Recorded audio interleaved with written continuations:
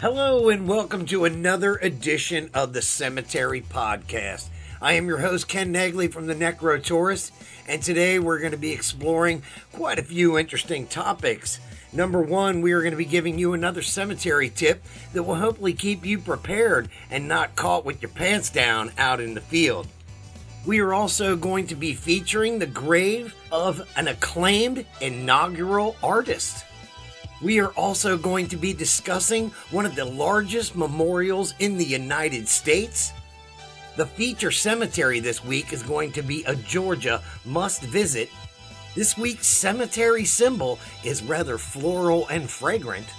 And we will wrap up this week's show with another tale from the Necrotourist and our visit to the most haunted cemetery in all of America. All that and more in this episode of the Cemetery Podcast. Be sure to visit the Cemetery Podcast Facebook page at facebook.com/cemetery-podcast. All right, welcome back to the show. In this segment, I'm going to do something a little different because I've been getting a lot of emails and messages over the last couple of weeks regarding the first couple of programs. So I am going to address some of these questions and see how this goes. First off, this one, it felt a little personal in a way, but this came from Bob, who lives in Detroit, Michigan.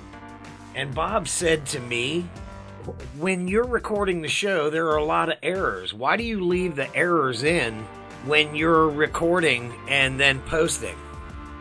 Well, I can tell you why, Bob. It's quite simply because I used to do radio, and I'm treating this much like a radio broadcast. If I make a mistake, things happen, and that's just the way they are. If I misread, have a miscue, I'm not going back and fixing these things because I would like to treat it as if I'm doing it live, because hopefully soon I will be doing it live again. Okay, here we go. The second one is...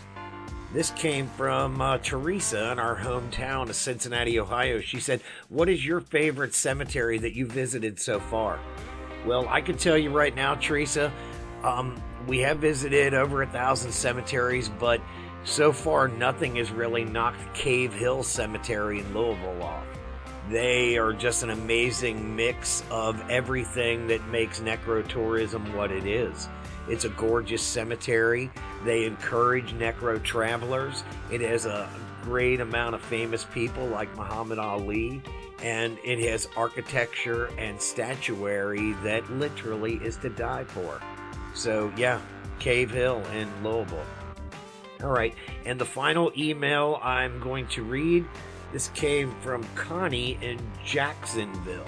Connie said, what is the oldest grave that you guys have visited? I actually couldn't remember. I had to actually look it up. But the oldest grave that we have visited is someone 1726. 1726.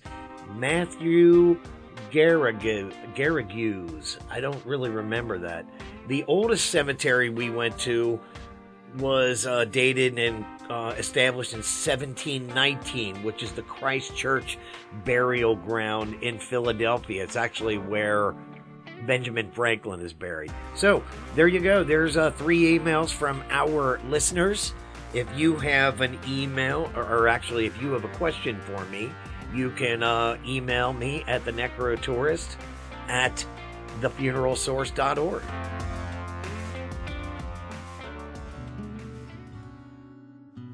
I would like to invite you all to check out a friend of mine, Tracy Rylands, who does an amazing website called Adventures in Cemetery Hopping. She has visited around the country, dozens of states, and she writes extensive articles and does photography as well. Be sure again to check out her website at adventuresincemeteryhopping.com.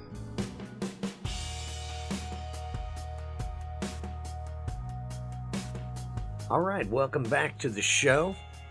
Right now we are going to be discussing our feature cemetery. And this is one of those cemeteries that if you were in Georgia, it's a must visit. And very specifically, if you were in Atlanta, Georgia, and you don't go here, well, shame on you, because it is none other than the historic Oakland Cemetery in Atlanta, Georgia. It was established in 1850. It's located in the Grant Park neighborhood of Atlanta, and it's right across the street from one of my favorite quirky things about it. It's right across the street from a restaurant called the 6 Feet Under.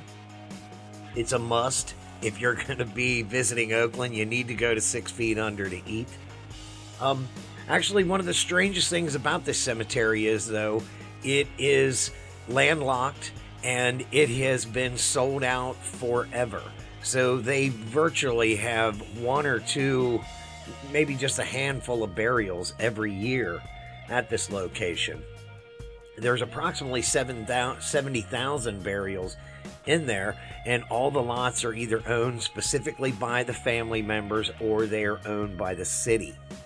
It was originally on 6 acres of property, but it is expanded to 48, which is where it is now.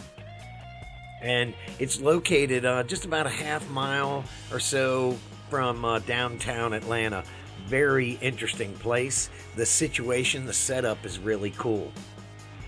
It was entered onto the National Registry of Historic Places in 1976.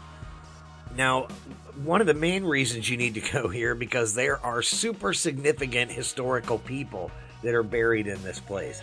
First off, there is Ivan Allen Jr., who was the mayor of Atlanta, and he was the mayor when things were going through social change. There is also Maynard Jackson, who was the first African-American mayor of Atlanta. And actually, it's pretty cool because he used to have he actually has a small marker, but there has been a bigger, larger memorial that has been created for him. Joseph Jacobs is there. He is the pharmacist who first served Coca-Cola before it was sold out to Pemberton and that whole deal. That's a whole nother episode and another story. Selena Butler is there. She is the co-founder of the National PTA. Julia Collier Harris, she is the co-winner of the Pulitzer Prize winning. Well, she is a Pulitzer Prize winning journalist. She wrote a series about the KKK and the Scopes Monkey trial. There is also Carrie Steele Logan, who was an ex-slave. She founded the first African-American orphanage. Also, famed author Margaret Mitchell, who wrote Gone with the Wind. And Bobby Jones. Robert Jones is there.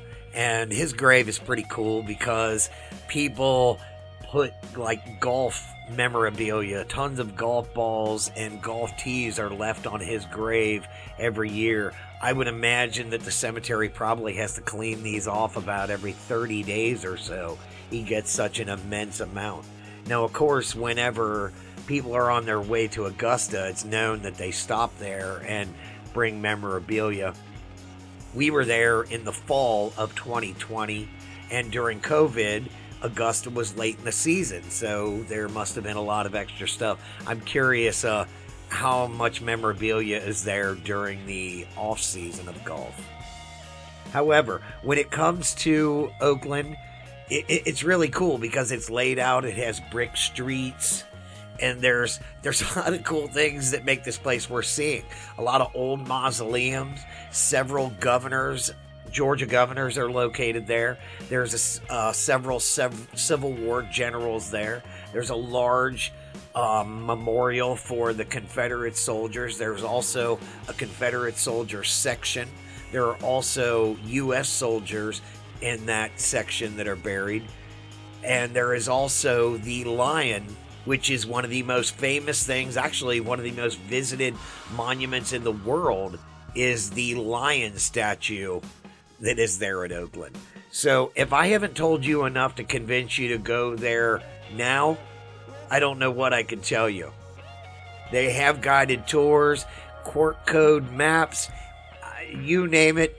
There is a way to make your necro traveling experience fantastic if you go to visit the Oakland Cemetery in Atlanta, Georgia.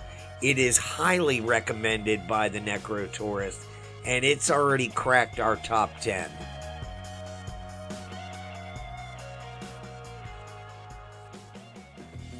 Here's another cemetery hunting tip from the Necro Tourist. Okay, Necro Travelers, I know this may seem a little crazy to you in this day of technology, but one of the best cemetery hunting tips I'm going to give you is to buy yourself a little notebook. And there's a variety of reasons why you should do this. Number one, while you are out in the field, quite often cemeteries are out of the urban area. And you often will find yourself without internet connections if you're relying on that when you arrive at the cemetery location. Unless you've arrived at a location unexpectedly and then find that the internet's not available, there's not much you can do. But if you've done your research ahead of time and not rely on your phone or an electronic device, you will find that your hunting trips will be much more successful. So please, buy a pen and paper. Be sure to check out the Necro Tourist at all of your favorite social media outlets. Facebook, YouTube, Reddit, Twitter. You think of it, we're there.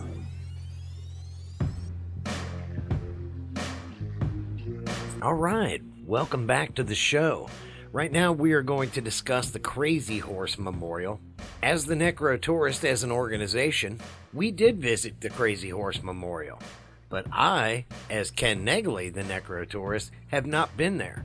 My traveling associate, Charlotte Graves, went there, and she passed along this information to me. And if you are viewing this on the website or on the video version of this podcast, you will then see some of the pictures. Anyway, many of you are familiar with the Crazy Horse Memorial. Maybe you're not. And if you're not, then here we go. It is located in the Black Hills. It is located in Custer County in South Dakota. It is a mountain carving memorial that started in 1948. It is being built on private lands that is owned by the Oglala Sioux Indians. And Henry Standing Bear actually traded the U.S. government 900 acres to acquire the rights to the sacred Thunderhead Mountain. Now again, the statue itself was commissioned by Henry Standing Bear, as I mentioned, that is, and the Lakota elders, after his brother campaigned that Crazy Horse should have been added to Mount Rushmore, and they were ignored. Yeah, what a shock that was. Anyway, the artist who is working on the project, or was how do I say this? Zorowski. Man, I need to brush up on my Polish. Hey, if you know how to say that, please hit me up in the comments. He actually worked for Borglum, and that is the guy who did Mount Rushmore. So I guess there is kind of a connection there. However, in 1998, both the head and face of Crazy Horse were completed and dedicated. Crazy Horse's eyes are actually 17 feet wide, while the head is 87 feet tall. Now, by comparison, the heads on Rushmore are 60 feet tall. So they are virtually another 30 feet taller. That's crazy. Now, after Ziolkowski died in 1882, his widow, Ruth, and 7 of his children carried on the work at the memorial. Now, the memorial itself is still under construction, and they anticipate that it'll be finished in the next 20 years. And be aware that no government funds have been used, despite tens of millions being offered twice. The artist felt that government intervention would have kept them from realizing its actual full potential. Now, the overall dream is to have a complete educational center, heritage center, and complete history of Native Americans and their struggles and triumphs. And Charlotte says she is happy to report that they have opened a university for Native American studies, dorms, and a visitor center, a cultural center, a restaurant and gift shops, and these things are all available on the grounds. There is also a memorial to 9/11 and several other Native American memorials. You know, Ruth died in 2014, and the three grandsons are involved with the running of the nonprofit and the carving. At night, they offer laser shows that tell the story of Crazy Horse. And on one of the nights while she was there was a special dedication to a Native American soldier who had received the Medal of Honor from World War II, which was extremely cool, in quotations she has. So be sure to plan on spending time to check out the museums, the shops, the displays, and of course, the carving itself.